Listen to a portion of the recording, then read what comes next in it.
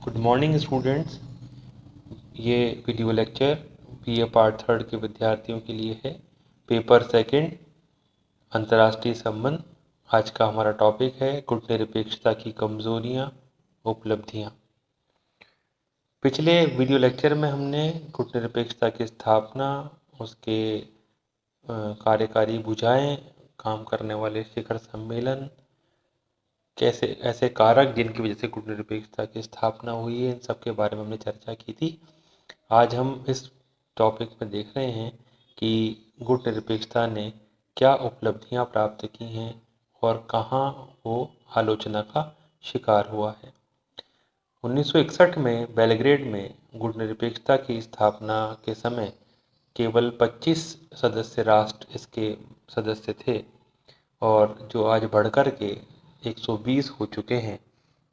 निश्चित रूप से सदस्यों की ये बढ़ती हुई संख्या गुटनिरपेक्षता की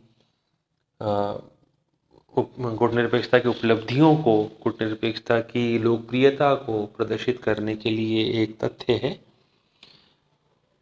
हम बात करते हैं सबसे पहले गुटनिरपेक्षता को दोनों गुटों द्वारा मान्यता। गुटनिरपेक्षता की स्थापना होने के बाद में अमेरिका और सोवियत संघ दोनों ही गुटों ने गुटनिरपेक्ष देशों को मान्यता प्रदान नहीं की।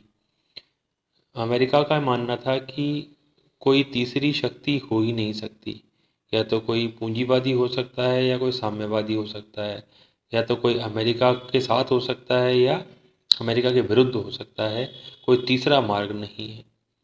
ऐसी प्रकार सोवियत संघ का ये मानना था कि जो गुटनिरपेक्षता है वो एक दिखावा है, ये केवल एक नकाब है जो एक गुट को बेवकूफ़ बनाने के लिए या एक गुट को भ्रमित करने के लिए ये विकासशील देश काम में ले रहे हैं।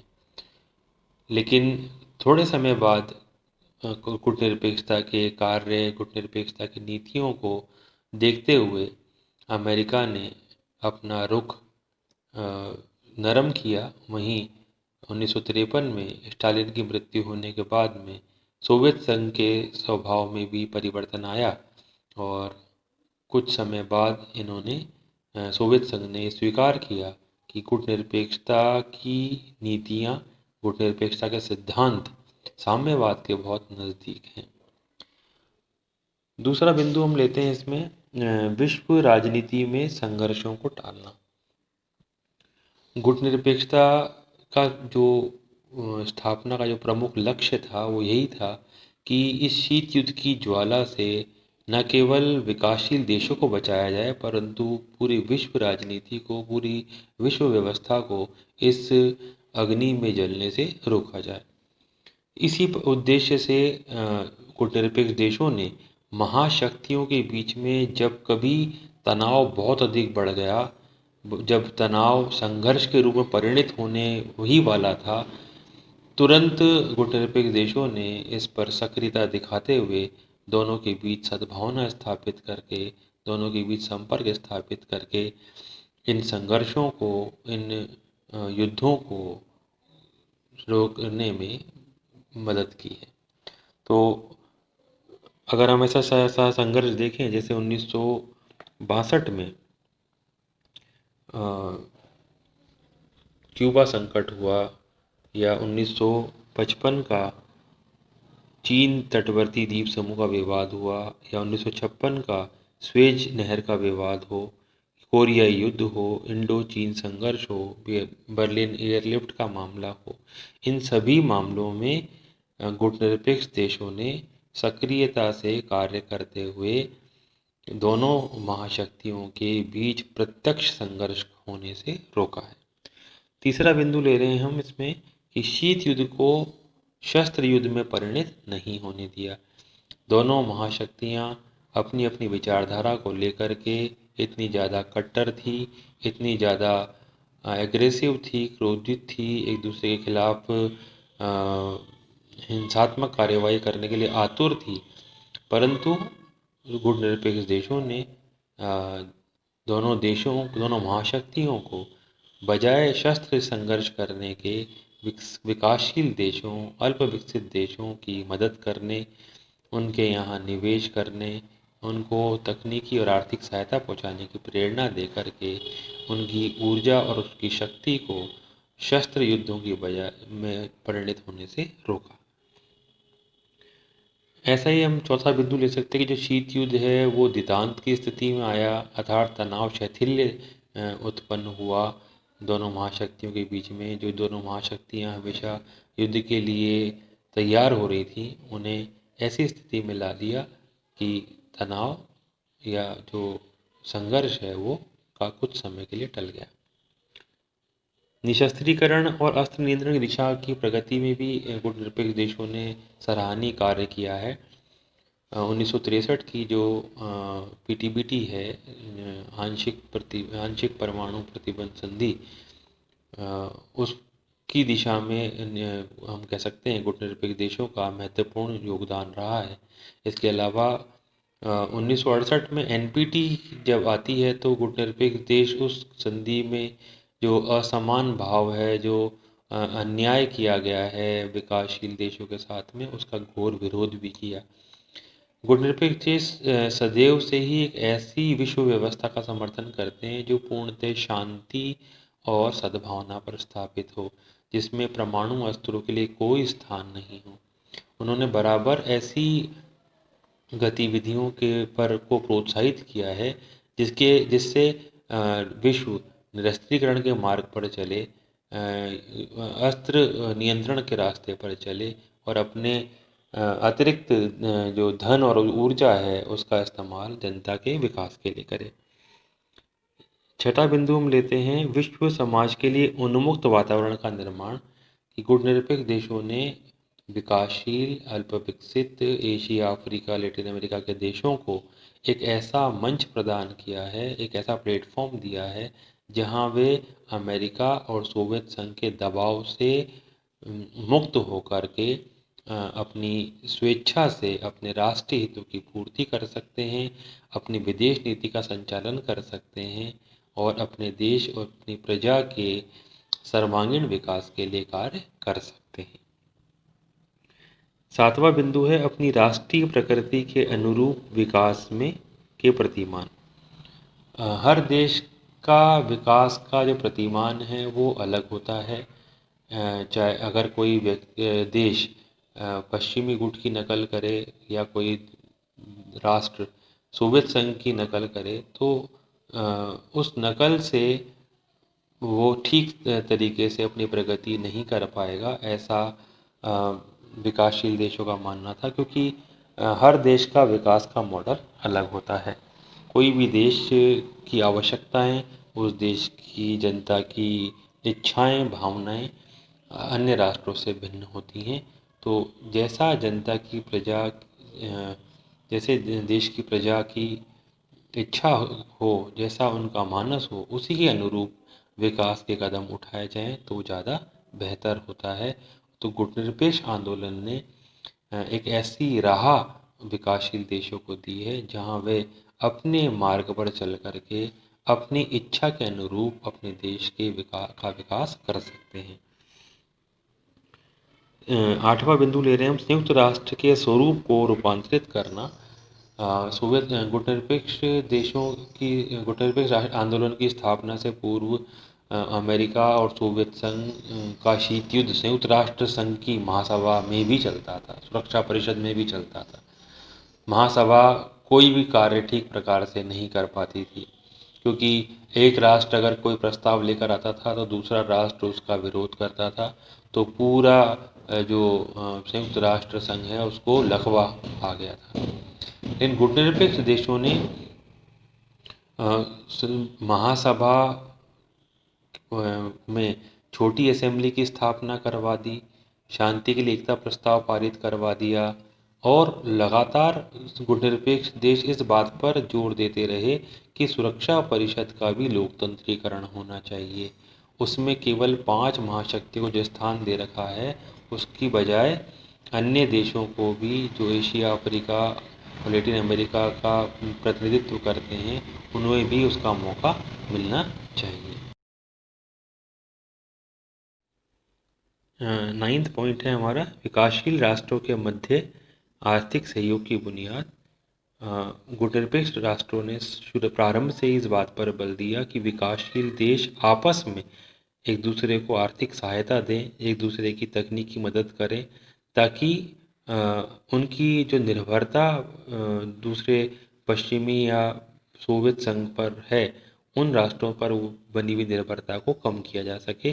कोलंबो शिखर सम्मेलन में एक आर्थिक घोषणा पत्र भी स्वीकार किया गया था, जिसमें इस बात पर बल दिया गया था कि गुटनिरपेक्ष राष्ट्र अधिक से अधिक आर्थिक सहयोग करें और प्रत्येक संभव प्रयत्न से एक दूसरे को मजबूत बनाने में योगदान दें। 10वां बिंदु है नई अंतर्राष्ट्रीय अर्थव्यवस्था की मांग। गुटनिरपेक्ष राष्ट्र आंदोलन 1961 से ही इस बात को रेखांकित करता रहा कि मौजूदा विश्व अर्थव्यवस्था विकासशील और अल्पविकसित राष्ट्रों के लिए न्यायोचित नहीं है। इसलिए गुटनिरपेक्ष राष्ट्रों ने ये मांग की कि IMF, वर्ल्ड बैंक की संरचना में परिवर्तन किया जाए और इस विश्व अर्थव्यवस्था में एक नई अर्थव्यवस्था स्थापित की जाए जो विकासशील देशों के लिए उपयुक्त हो, जो समानता पर, न्याय पर आधारित हो, जिसमें साम्यता की भावना हो। गुटनिरपेक्ष देशों के ही दबाव में संयुक्त राष्ट्र संघ ने 1 मई 1974 को नई अंतर्राष्ट्रीय अर्थव्यवस्था की मांग को स्वीकार किया, उसका प्रस्ताव स्वीकार किया और एक कार्यवाही योजना को भी स्वीकार किया था। तो ये कुछ हम डिस्कस किया कि ये क्या क्या उपलब्धियां गुटनिरपेक्षता की रही हैं। अब हम आगे टॉपिक ले रहे हैं कि गुटनिरपेक्ष देश कहाँ पर कमज़ोर हैं। उनमें पहला जो बिंदु है, जो आलोचक हैं वो कहते हैं कि गुटनिरपेक्षता कुछ नहीं, केवल अवसरवादी और काम निकालने की नीति है। क्योंकि विकासशील और अल्पविकसित देशों को आर्थिक और तकनीकी रूप से पश्चिमी या पूर्वी गुट पर निर्भर रहना पड़ता है, इसलिए इन सदस्य राष्ट्रों के कार्यों और नीतियों में कुछ ऐसे बिंदु दृष्टिगोचर होते हैं जिसके आधार पर आलोचक कहते हैं कि ये अवसरवादी और काम निकालने की नीति है। दूसरा, ये सिद्धांततः उपयुक्त है परंतु अव्यावहारिक है। सिद्धांत में तो ये बात अच्छी लगती है कि गुटनिरपेक्ष हैं, ना हम अमेरिका के पक्ष में हैं, ना सोवियत संघ का समर्थन करते हैं, बल्कि एक स्वतंत्र विदेश नीति का अवलंबन हम कर रहे हैं। परंतु किसी भी राष्ट्र के लिए कम से कम ऐसा जो विकासशील है या जो अल्प विकसित है, उसके लिए संभव नहीं है कि वो पूर्णतः गुटनिरपेक्ष बना रहे। तीसरा बिंदु है हमारा बाह्य सहायता पर निर्भरता। जैसा हम जानते हैं कि गुटनिरपेक्ष राष्ट्र अपने आर्थिक विकास के लिए, अपने तकनीकी विकास के लिए पश्चिमी गुट पर या पूर्वी गुट पर निर्भर थे और उनसे बराबर उनको आर्थिक सहायता, तकनीकी सहायता की आवश्यकता थी। तो चाहे कोई राष्ट्र अपने आप को कितना भी गुटनिरपेक्ष क्यों ना बताए, परंतु यदि वो बाह्य सहायता प्राप्त कर रहा है तो निश्चित रूप से उसकी विदेश नीति पर कहीं ना कहीं उस सहायता देने वाले राष्ट्र की छाया अवश्य पड़ती है। चौथा बिंदु ले सकते हैं कि गुटनिरपेक्षता की नीति किसी तरह की सुरक्षा का साधन नहीं है, क्योंकि गुटनिरपेक्ष राष्ट्रों के पास कोई सैनिक संगठन नहीं है, कोई सैनिक गुट नहीं है। इसके अलावा ये सभी राष्ट्र विकासशील और अल्प विकसित हैं और 1962 के भारत चीन युद्ध ने ये साबित भी कर दिया कि गुटनिरपेक्षता के बल पर कोई राष्ट्र सुरक्षित नहीं रह सकता। जबकि विश्व में शीत युद्ध पराकाष्ठा पर था, दोनों महाशक्तियाँ शीत युद्ध में उलझी हुई थी। तो ऐसी स्थितियों में विश्व राजनीति में किसी देश के लिए बहुत मुश्किल होता है कि वो अपनी सुरक्षा का साधन स्वयं तैयार कर सके। पांचवा बिंदु हम ले सकते हैं, इसमें संकुचित नीति है कि विदेश नीति का क्षेत्र इतना व्यापक है कि उसे गुटनिरपेक्षता की नीति में बांधा नहीं जा सकता। गुटनिरपेक्षता का दायरा बहुत सीमित है, गुटों से बाहर क्रियाशील होने की कल्पना इस अवधारणा में है ही नहीं। सारी नीति गुटों की राजनीति के आसपास घूमती है। महाशक्ति गुटों की राजनीति पर प्रतिक्रिया करते रहना ही इस नीति का मुख्य लक्षण बन जाता है। क्योंकि विश्व राजनीति पूरा जो चक्र है वो अमेरिका और सोवियत संघ के इर्द गिर्द घूम रहा था। अब आप अपनी अलग कोई ढपली, अपना अलग राग लेकर के बैठो तो उसको विश्व राजनीति में कोई महत्व मिलने वाली स्थिति नहीं थी प्रारंभ में। छठा बिंदु है राष्ट्रहित के बजाय नेतागिरी की नीति। वेद प्रताप वैदिक जैसे आलोचक इस बात को लिखते हैं कि गुटनिरपेक्ष देशों में भले ही कोई शक्ति ना हो, कोई सैनिक संगठन ना हो, एकता ना हो, परंतु नेतागिरी का जो शौक है वो बड़ा ज़बरदस्त है। और इस नेतागिरी के शौक की वजह से गुटनिरपेक्ष देश जो है वो वास्तव में दिखावा ज़्यादा करते हैं, जबकि उनके पास वास्तविक ताकत बहुत कम है। सातवां बिंदु है गुटनिरपेक्षता एक दिशाहीन आंदोलन है। जैसा हम देखते हैं कि आज लगभग 120 देश इस आंदोलन के सदस्य बन चुके हैं, परंतु ये आंदोलन 1961 में बनने के कुछ दिनों बाद ही अलग अलग दिशा में चलने लगा था। कोई राष्ट्र